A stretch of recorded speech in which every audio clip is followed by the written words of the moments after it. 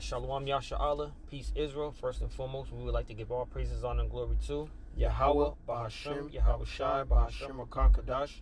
Double honor to our apostles and elders of Great Millstone who rule one who has started us truth. And also peace and salutation to the whole full elect out here laboring truth and sincerity in the four corners of the earth under the standard and the banner of Yahweh, Bahashem, Yahweh Shai. And this is a portion of the GMS Boston camp. I'm the brother Karab with the brother Yakalam. And once again, through the spirit power, Yahweh Shema Shah, we're here to do another lesson. And I don't want to start this lesson is edifying.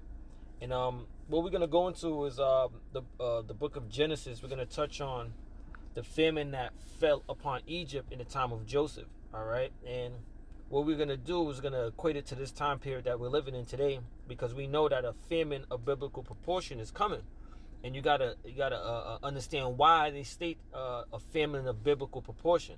All right, because things happen in the ancient time that's gonna happen again, but we understand by way of the scriptures that the times to come is gonna be like never before. So this famine that's going to hit is gonna be much more worse than what happened in previous times before. You know, like the scripture says, the thing written aforetime was written for our learning.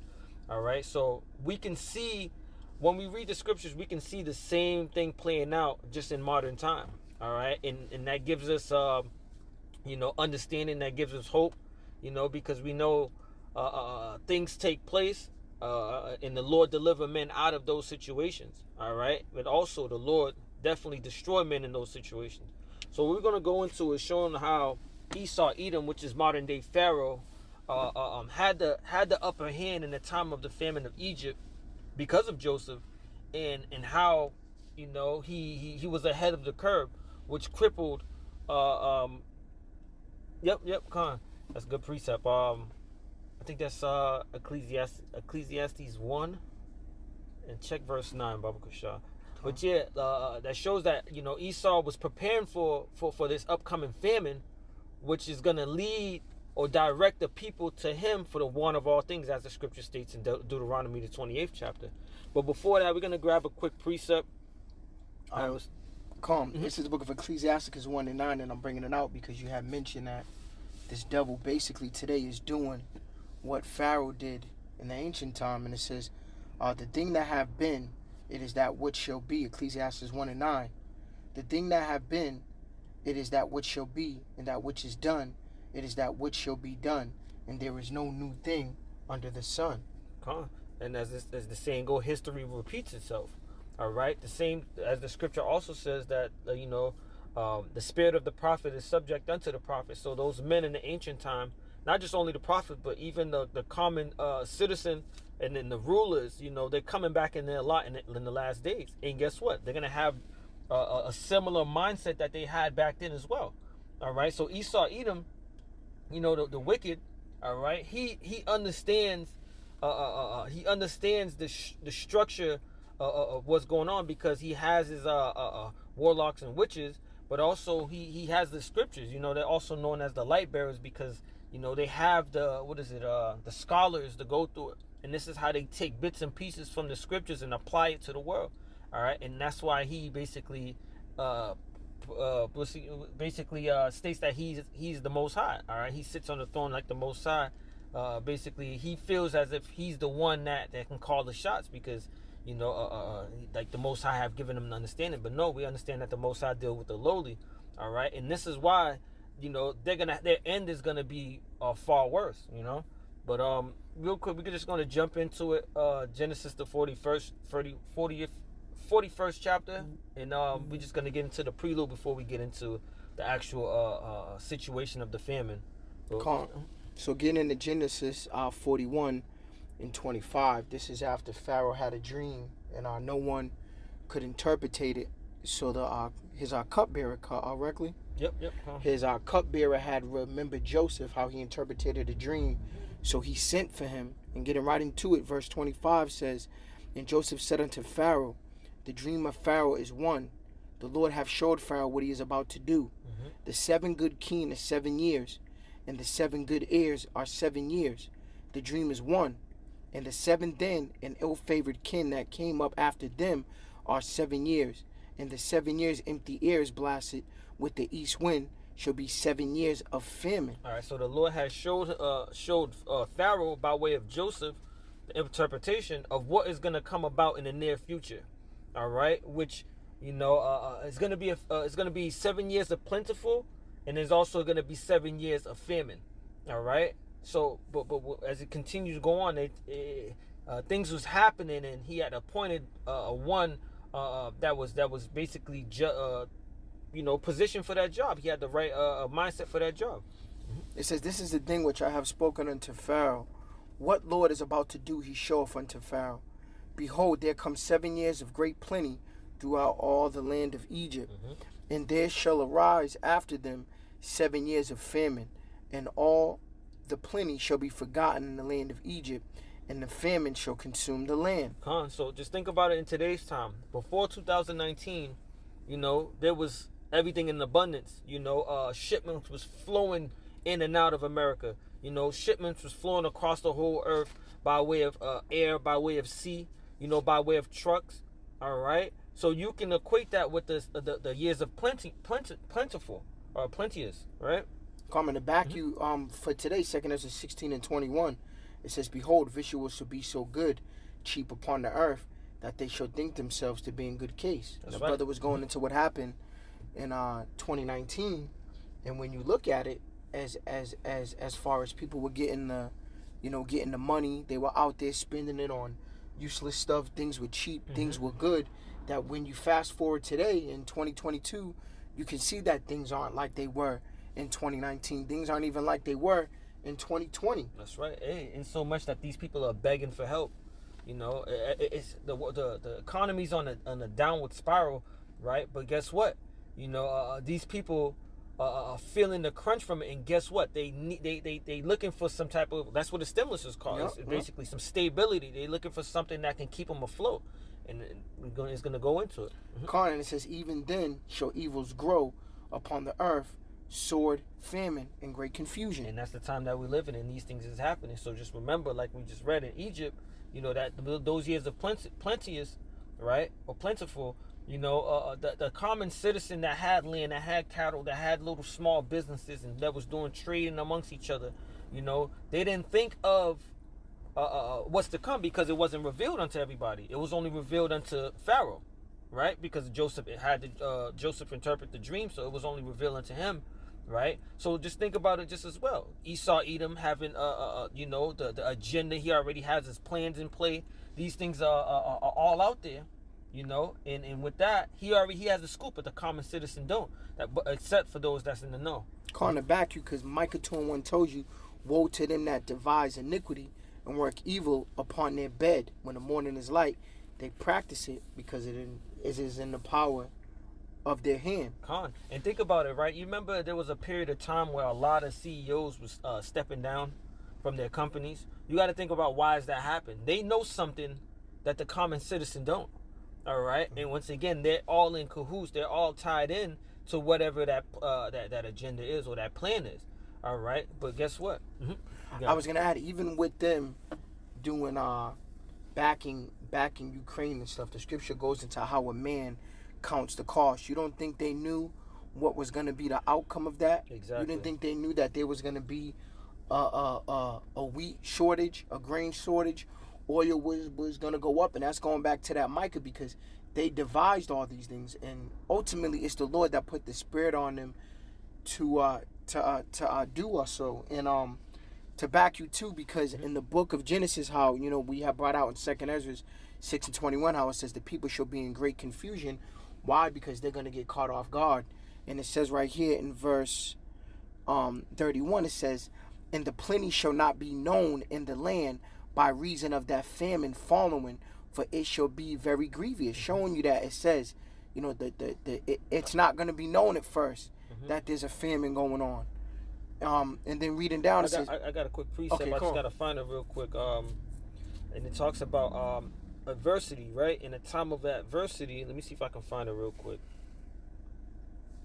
Bear with me. Salakia. Basically, in a time of adversity, prosperity is forgotten. Roughly paraphrasing, So just like how when you're having a great time, you're not thinking about a hard time. You know what I'm saying? it's to the back of your mind, or is once forgotten. So it's the same as, like, that's what it says, that they forgot about the plenty, all right, and it was in confusion, or it was very grievous because of the famine to come. They didn't think about those times where corn was growing, and the food and the crops, and they can feed the cattle. They wasn't thinking about that, because now the time, things has changed, the structure of things have changed. You got it, bro. Con, and likewise today, when Jake was getting that paper, this is why they're so pressed on waiting for some Biden bucks or some more money, because when they had that money, they were giving champagne showers and buying stuff instead of buying a couple of cans of beans, a couple of cans of this. I got that precept. This is Ecclesiasticus, the book of Sirach 11, verse 25. In the day of prosperity, there is a forgetfulness of affliction. And in the day of affliction, there is no more remembrance of prosperity. And this is the time that we're coming into. This is why the people are more confused, and they're going to be crying out, and they're going to be begging for some type of stability, or as they say, things to go back to normal. This is why they saying, oh, we want things to go back to normal. Going back to normal is when the times when things was in abundance, and people was living carelessly. Now it's like, with these things happening in the world, especially a famine coming, you have to be more strategic on what you're doing and how you're spending your money, because these things is all going to affect you later on. How are you going to eat later on if you're not storing up food? You see? But that's to the common Americans or common citizens, because the men of the Lord, the believers, they're going to trust in Yahweh Shema Shah for all things. All right, but let's go back. If you got something, you can bring it, bro. Con, going back to the book of Genesis 41, and it says right here, and for that dream was doubled unto Pharaoh twice. It is because the thing is established by the Lord, and the Lord will shortly bring it to pass. Mm-hmm. Now, therefore, let Pharaoh look out a man discreet. So, likewise, that dream that was given into Pharaoh, fast forward today, Adonai were part of that number, that what are the prophets doing on the highways and byways? We're warning about that famine. That's right. Where I'm giving that warning about what's to come, based off the scriptures and what the Lord has said, and the spirit that he put on us. And it says right here, now therefore let Pharaoh look out a man discreet and wise, and set him over the land of Egypt. Let Pharaoh do this, and let him appoint officers over the land, and take up the 5th part of the land of Egypt in the 7 plenteous years, and let them gather all the food of those good years. That's right. So that come. So basically, in the time of plenteousness, plentiful, what they was doing, very strategic. It's just like a savings account. You stash your money and putting it into your account, and that's what Pharaoh was doing with the crops and with the substance and everything that had that people need, a necessity. He was taking that and he was putting a portion away. Why? Because he was ahead of the curve. The Lord had revealed it unto Joseph to reveal it unto him. All right. So that's what Esau's doing now. Esau was stacking up. You see certain moves and things being played, but you can't really put your finger on it. But you just seeing certain moves when you read these articles and hear, oh, this is shutting down and this is that, whatever it may be. That's what Esau was doing. He was stacking up those bunkers, doing whatever he was doing. So now later on, when the thing hits, all right, it'll come into play. Guess what? Then you're gonna see why they was doing it. And it goes to show the wickedness, because here you have Joseph, that was an Israelite, and what did he do? He had set up, the Lord put the spirit on him, ultimately, when you get to the end of this, to preserve his household. That's right. Yep. But it comes down to, look at who's in power with this devil. What are they doing? There's a definition or a term called a siege, to where they hoard up everything so you can come to them. And the brother had mentioned earlier, their NWO, their Great Reset, they're doing it wickedly by they're putting everything together, not to preserve people or give people in a time of need, but to put you in a predicament to where you basically gonna give in. Yep. In order to survive. So they're not doing it any type of righteousness to it. Hey, and by default, when you read it, Joseph represents the elect. All right, just like how his household, which is his brethren, his father, they all represent the elect, because they was fed. And guess what? They was not just only was they fed, but they was put in a portion of a land where they had substance. They had things, and they was taken care of. All right, well, you got it, brother. And it says right here, 35, and let them gather all the foods of those good years that come, and lay up corn under the hand of Pharaoh, and let them keep food in the city. So they weren't out there destroying crops, as you see Bill and them doing, or these elites buying up the farmland. And it says right here, And that the food shall be forstored to the land against the 7 years of famine, which shall be in the land of Egypt, and the land perish not through the famine. And the thing was good in the eyes of Pharaoh and in the eyes of his servants. And best believe if Joseph, if the story didn't play out like this, Egypt would have got hit with that famine as well. It was because Joseph was up in there, you know, and like the brother mentioned, the Lord ultimately wanted to preserve the house of Israel. And it says right here, in verse 38, and Pharaoh said unto his servants, can we find such as one as this is, a man in whom the Spirit of the Lord is? And Pharaoh said unto Joseph, for as much as the Lord hath showed thee all this, there is none so discreet and wise as thou art. Thou shalt be over my house, and according unto thy word shall all my people be ruled. Only in the throne will I be greater than you. Hey, and that's hey, look at the position in that Joseph was put in. You know, because of his wisdom, because of the things that the Most High had showed unto him and given unto him. All right. The backstory of Joseph is he was sold into captivity by his brothers. All right, being a servant all the way raised up to sitting on a throne. That's the story. Yeah. That's the story of the elect. You know, that's the story of what did it say? Matthew, I believe it's the 19th chapter, when Peter said, "Lord, we have forsaken all. What shall we receive?" And he said, "What? That you're going to sit upon the 12 thrones, judging the 12 tribes." All right. So once again, Joseph represents the elect. All right, the men of the Lord that are out there in sincerity and truth, doing the work of Yahweh Bashim Yahushua. In the back, because verse 38 said, a man in whom the Spirit of the Lord is. That's right. So the Spirit of the Lord dwelt in him. And it says right here, thou shalt, and Pharaoh took off his ring from his hand and put it upon Joseph's hand, and arranged him in vestures of fine linen, and put a gold chain around his neck. And he made him to ride in the second chariot which he had, and they cried before him, bow the knee, and he made him rule over all the land of Egypt. And listen, you know, not to sidestep, that's a true definition of being blessed. You know, people bowing down to you. And it says, and Pharaoh said unto Joseph, I am Pharaoh, and without thee shall no man lift up his hand or foot in all the land of Egypt. Come on, you want to jump down to verse 53? Yep. Okay. Verse 53 says, and 7 years of plenteous that was in the land of Egypt were ended, and the 7 years of dearth began to come, according as Joseph had said, showing you that what? The Lord's words are faithful and true. That's regardless if it's in a dream, regardless if it's in a vision, you know, especially coming out the scriptures of visions and dreams that, you know, these are great men had. And it says right here, but in all the land of Egypt, there was bread. So the same thing that's going to happen today. Like they're going to, you know, when that famine comes and hits, when you can't get stuff in the store, best believe, you know, when you look at places like Amazon that already has where you can see, if the Lord bless you with eyes to see, they already got a system that's set up to follow along with the MOTB. That's right. Look how they had it on lock during the lockdown, or some people would say the test run. Who was making money? Where was everything coming out of? This brother mentioned how the mom and pop stores closed, but who thrived? All these rich companies. Why? Because it's going to be one source of where you get your stuff from. This is why you got Billy the Goat buying up all the land, all the farmland and stuff. Oh, and you know, we have mentioned the crops destroyed. Totally forgot about all the plants that were burning down at a record rate to where people were just like, you know, and not just that, you have the Lord, because once again, the Lord controls these devils. You have the Lord drying up wells. So man, it's flooding, giving too much rain, which is destroying crops, and drying up the land, which is also destroying crops. Hey, man, it's just showing you how things is playing out, man. And once again, with the spiritual eye, with the eyesight, you can see it happening while reading the scriptures. All right. Oh, you had mentioned the point too, even back to the lockdown.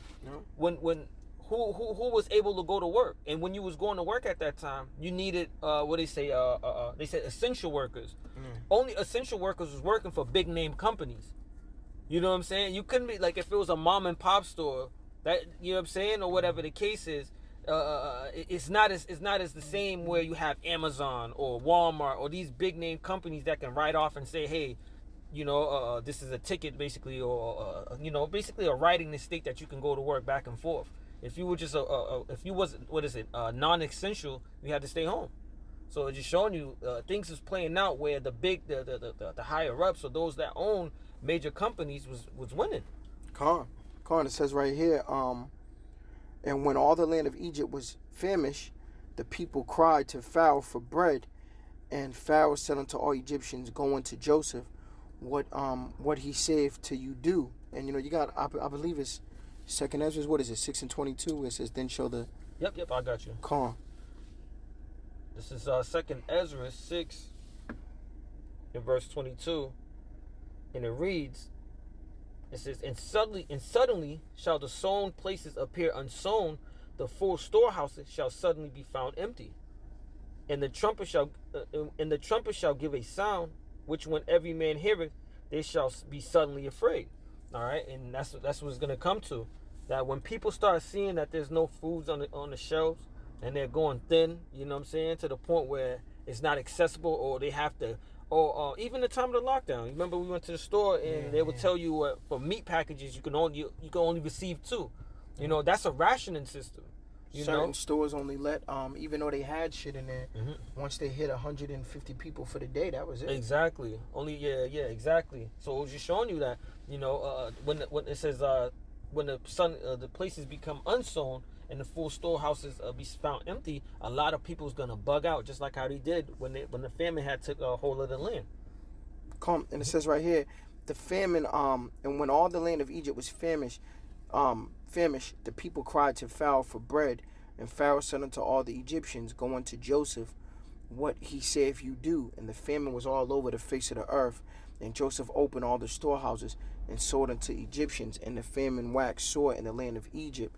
And when you look at now, when everybody's going to need bread, what are these devils going to tell you? What are they going to be looking for? You feel me? They're going to be looking for that MOTB. This is why, matter of fact, Revelation 13 and 15. Yep. Because this is, and he had power to give life unto the image of the beast, that the image of the beast should both speak and cause that as many would not worship the image of the beast should be killed. There's a reason why they're going into the talks of a great reset. The brother mentioned earlier the universal currency. They also got the carbon footprint bullshit.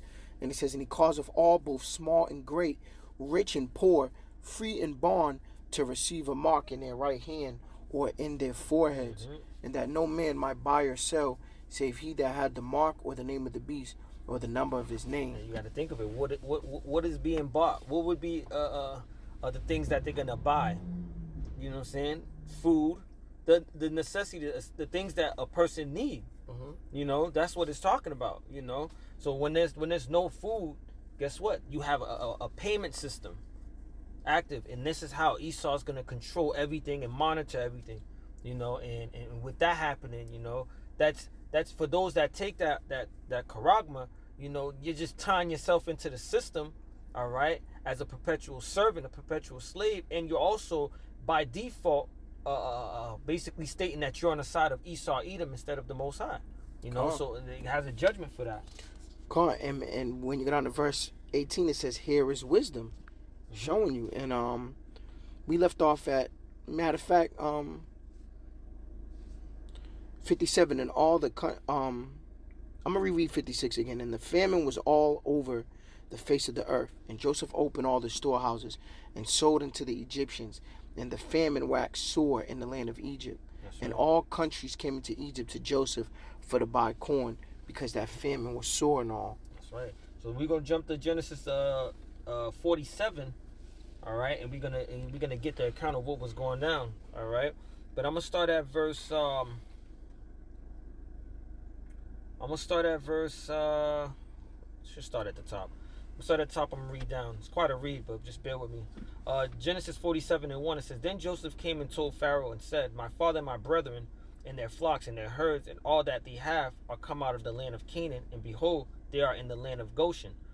And he took some of his brethren, even 5 men, and presented them unto Pharaoh. And Pharaoh said unto his brethren, what is your occupation? And they said unto Pharaoh, thy servants are shepherds, both we and also our fathers. So think about it. What is a shepherd? It's a leader. It's a teacher.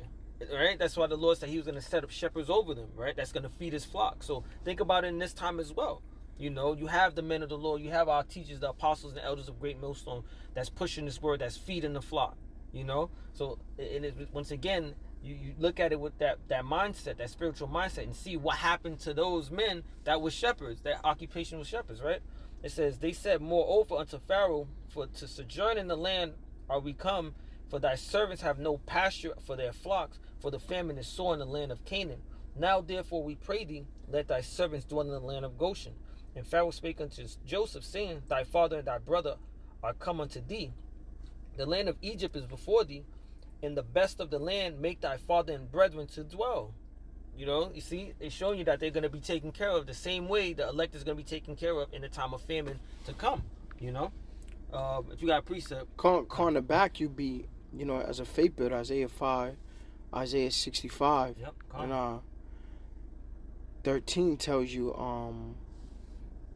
matter of fact, let me start at 12, because it says, therefore will I number you to the sword, and ye shall all bow down to the slaughter. That's important, because when the scripture talks about Jacob's trouble, a time like no other, when you think about the account that we just read in the book of Genesis, you know, we didn't even get into 2 Kings, the famine of Samaria, how it's going to be so bad to where, you know, if you can't get food, if there is no food per it, then what? You're going to start to eat children, people, like anything cannibalism. Anything you see going to look like food.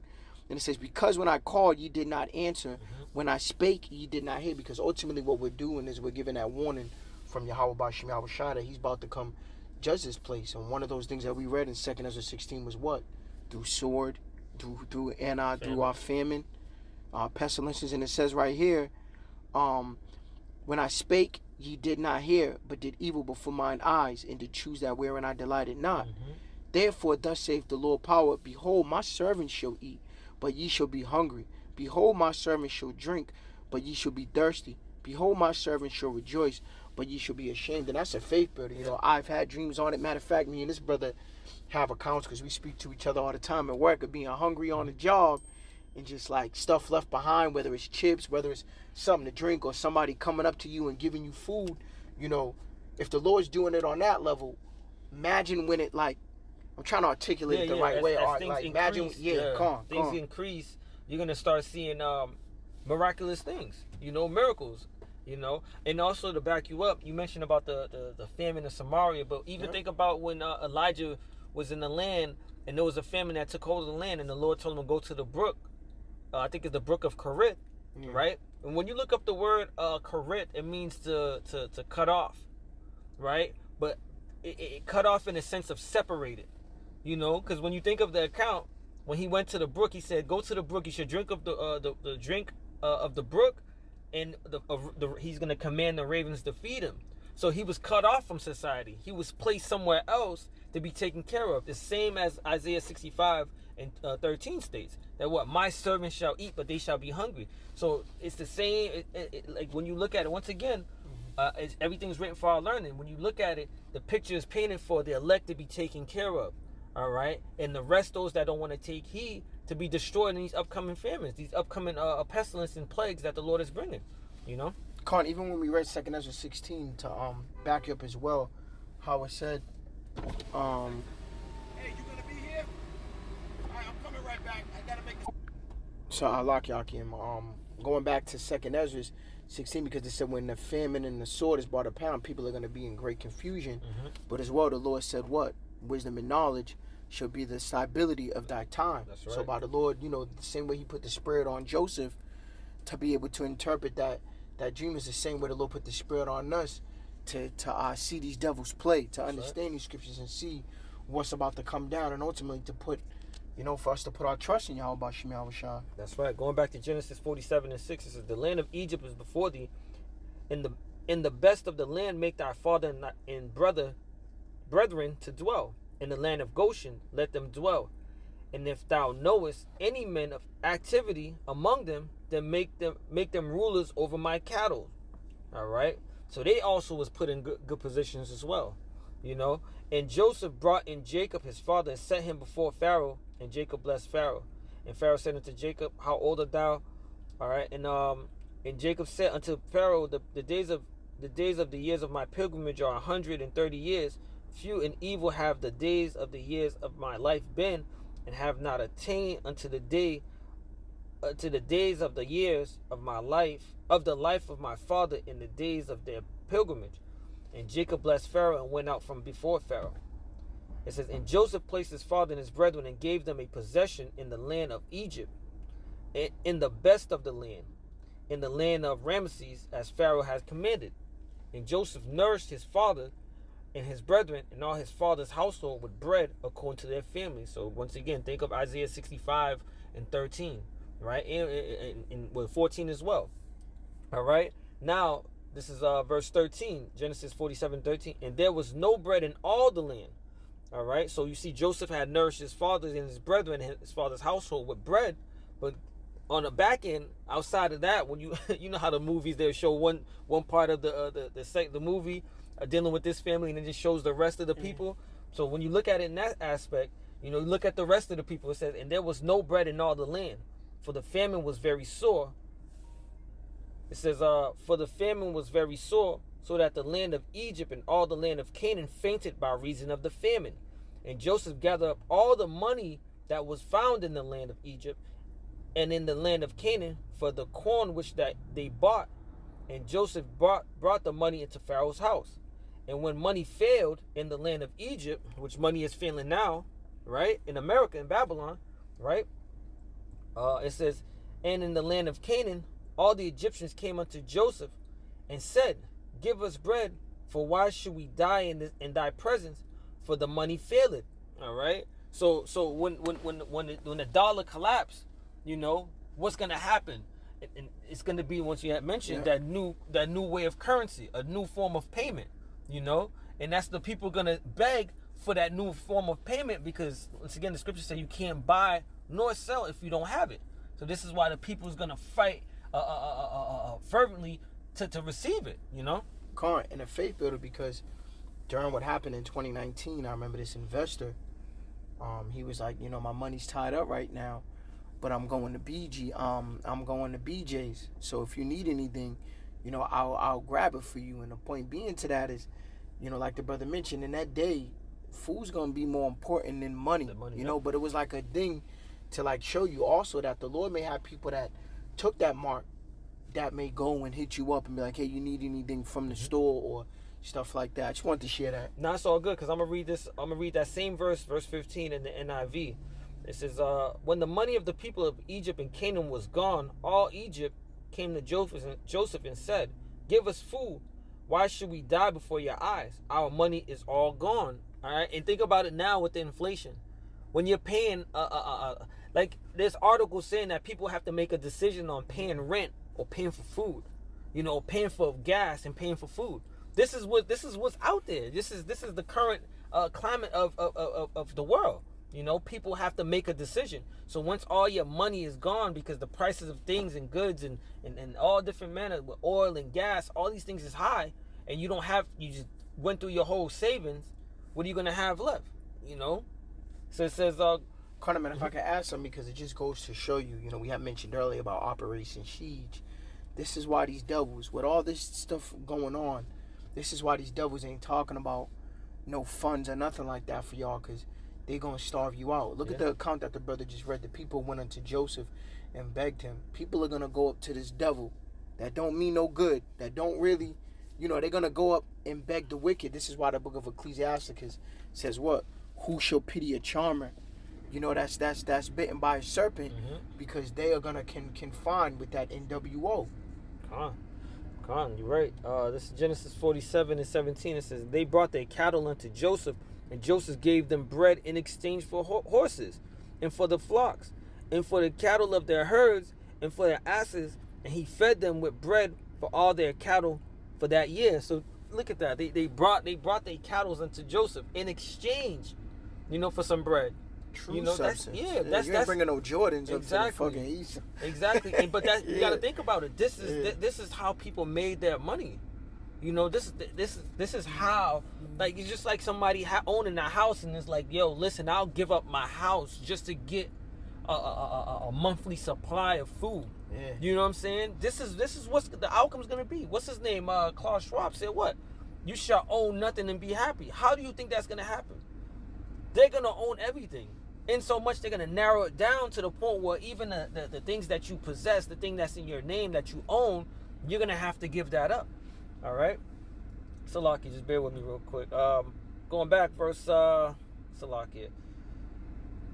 Just changed on me real quick. All right, Salakia, right here. Yep, verse 17. Going to 18, it says, when that year was ended, they came unto him in the second year.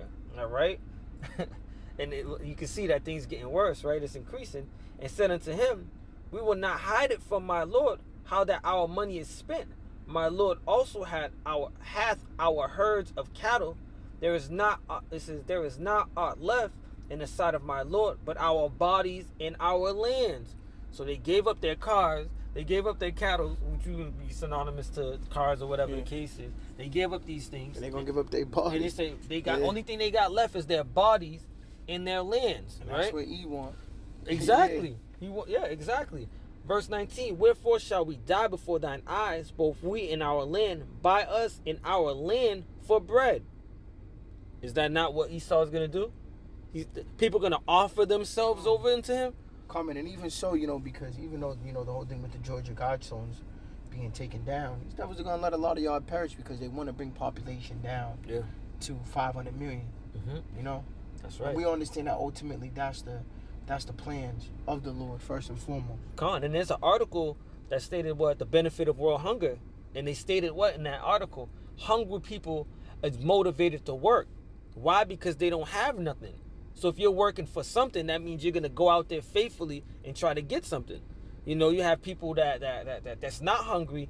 They just do it, but it's not really, the necessity. But once you're starving and you need something, you're going to be willing to do anything to get it.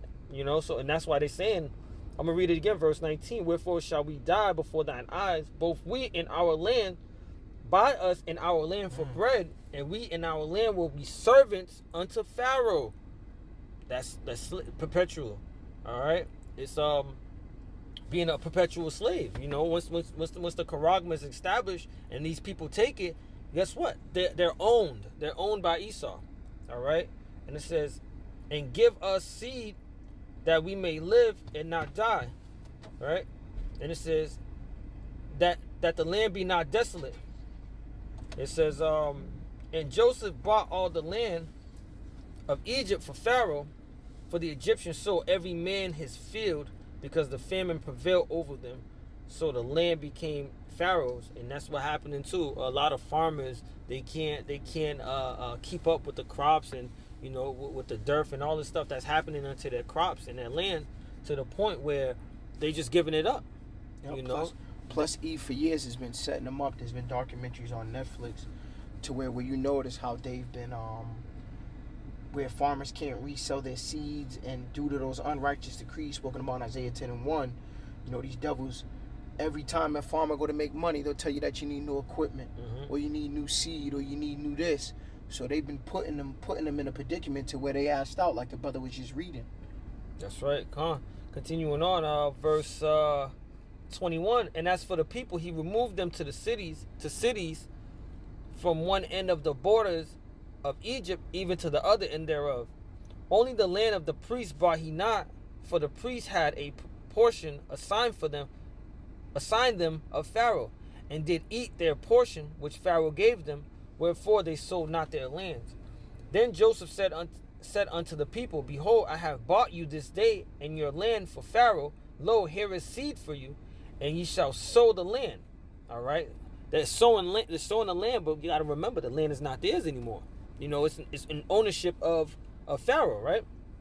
And it came to pass in the increase that ye shall give the fifth part unto Pharaoh, and 4 parts shall be your own for the seed of your field and for your food, for them and your household for food and your little ones. But you got to remember, Joseph is a man, a righteous man. So he's fair. But Esau, Edom don't have the same mindset as Joseph. Esau, Edom is total control. All right. So I think that's it. The point is made. Yeah, that's the point is made. But it's just showing you, that these things, this is what's coming. This is what's coming. We have a layout by way of the scriptures to understand how this devil's going to move. Why? Because he's taking plays out of the scriptures. He's seen that Pharaoh did it the situation with Pharaoh and Joseph, but he's gonna turn it up a notch because he is the wicked. All right, there's no goodness in him. There's nothing upright in him. So if you're gonna take, he's not gonna give you anything he's not gonna reimburse you or give you anything to sustain yourself. What he's gonna do is he's gonna wait for your destruction. All right, but hey, man, you got anything else? Yeah, because it's a faith better than the lesson. Just for our remember that, it's going to be short-lived for these devils. They're already destroyed. Job 20 and 22. That's right. In the fullness of his sufficiency, he shall be in straits. Every hand of the wicked shall come upon him. When he is about to fill his belly, the Lord shall cast the fury of his wrath upon him and shall rain it upon him while he is eating. Because, but before you eat, a plate is prepared for yourself. That's right. So they're going to look at it and see all these pieces set up. And they're going to think, listen, man, we about to eat off it. Everything's going well. But guess what? When that goes back to the spirit and power of Yahweh Shemal Rashad, he put that spirit on us to understand these things, that these devils are going to be the destroy someone. No, and I was going to say, because the precept said when he's about to fill his belly, so you got to remember he's going to be in the process of eating. Mm-hmm. So his play is going to be in action. Yep. It's going to be in motion. All right, but guess what? He's not gonna come to a total completion of his of what he's trying to fulfill, which is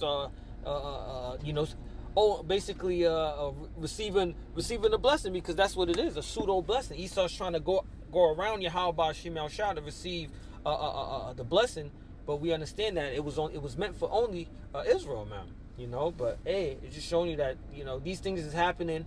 And just there's a mindset to walk in, and it shows you also as well why it's important to seek out and search and follow Yahweh Shemal Shai, because when there's nothing left and you have nothing to eat, guess what? There's still a possibility. There's still a way. The Lord is going to make sure that His servants eat.